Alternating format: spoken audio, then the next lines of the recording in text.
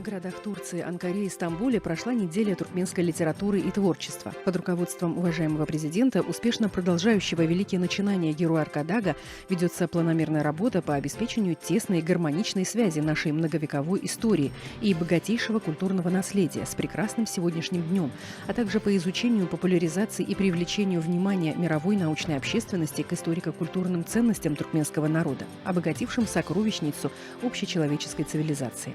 В Стамбуле была организована фотоэкспозиция, посвященная 30-летию постоянного нейтралитета нашей страны, а также провозглашению 2025 года Международным годом мира и доверия.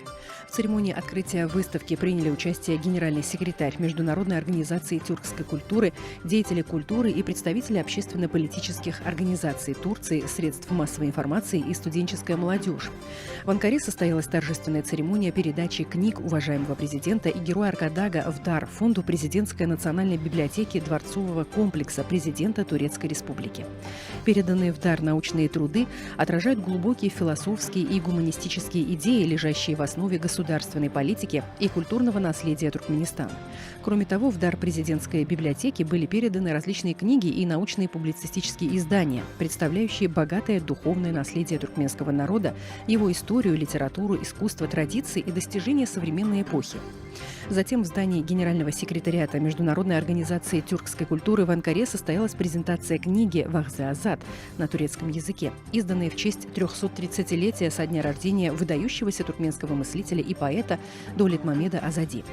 Мероприятие прошло в рамках недели туркменской литературы и творчества в Турции, организованной посольством Туркменистана в Турецкой Республике совместно с Международной организацией «Тюрксой». Выступавшие на мероприятии подчеркнули, что творчество Довлетмамеда Азади является неотъемлемой частью общей тюркской духовной культуры и служит важным мостом дружбы между народами, объединенными общими историческими и культурными корнями. Кроме того, в Анкаре, в научно-исследовательском центре по изучению творчества великого туркменского поэта и мыслителя Махтумкули Фараги, действующем при посольстве Туркменистана в Турецкой Республике, прошла конференция. В ходе конференции были рассмотрены результаты научно-исследовательской деятельности Центра за прошедшие годы, а также обсуждены вопросы организации международных конференций, посвященных наследию Махтумкули Фараги. В рамках мероприятия также состоялась презентация изданных в Турции книг и научных статей, посвященных жизни, философским взглядам и творчеству наследия Махтумкули Фараги.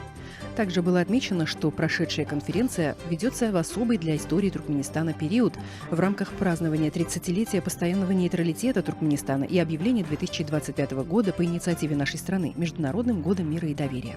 Участники мероприятия выразили признательность герою Аркадагу и уважаемому президенту.